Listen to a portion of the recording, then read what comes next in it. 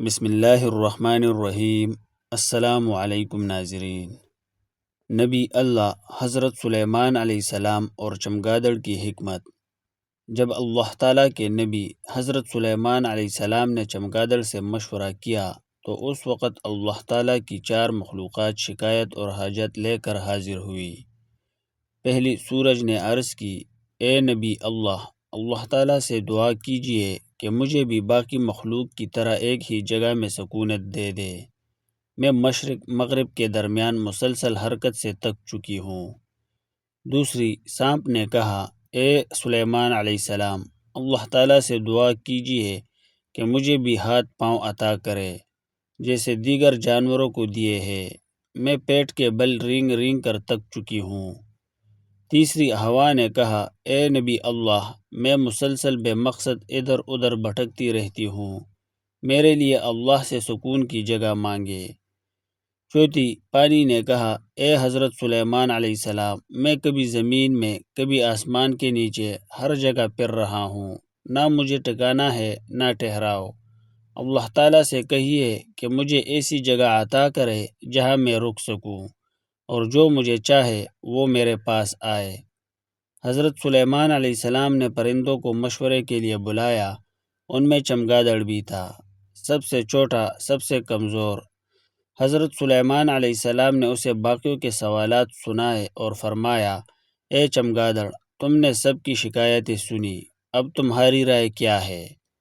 چمگادڑ نے نرمی سے پر ہلائے، ادب سے آگے آیا اور بولا، اے نبی اللہ یہ سب سکون چاہتے ہیں مگر ان کی حرکتوں میں حکمت ہے جسے اللہ ہی جانتا ہے۔ اگر سورج رک جائے تو دنیا اندھیرے میں ڈوب جائے، نہ فصل ہو نہ دن رات کا نظام قائم رہے۔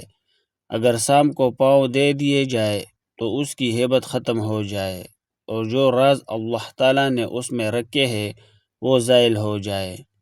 اگر ہوا ساکن ہو جائے تو ہوا سڑ جائے، کشتیاں رک جائے، بارش نہ ہو کھیتی تباہ ہو جائے، اگر پانی رک جائے تو بدبودار ہو جائے، ناقابل استعمال رہے، کچھ جگہوں کو زیادہ ملے کچھ کو محروم کر دے۔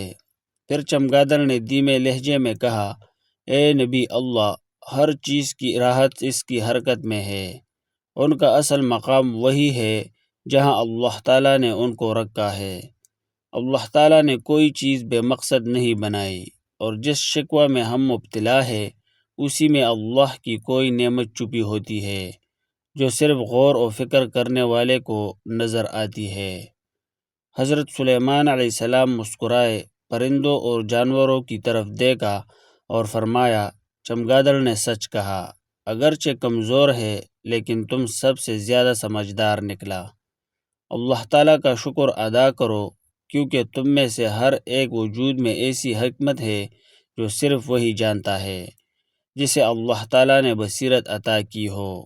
یہ سن کر سورج شرمندہ ہو گیا، سانپ خاموش ہو گیا، ہوا تھم گئی، پانی کو اطمینان ہوا اور سب اپنی اپنی جگہ پر لوٹ گئے، اس یقین کے ساتھ کہ اللہ تعالیٰ ان کی حالت کو بہتر جانتا ہے اور اس کا ہر حکم حکمت سے خالی نہیں۔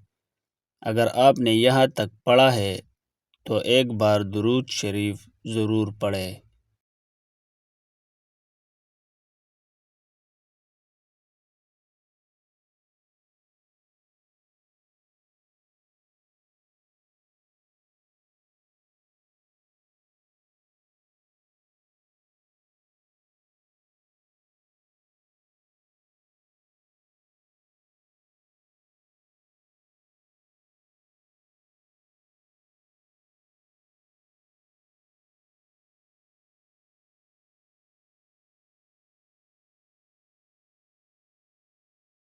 دوستو ویڈیو کو لائک اور کمنٹ کریں، چینل کو سبسکرائب کریں تاکہ آنے والی نئی ویڈیو سب سے پہلے آپ تک پہنچے۔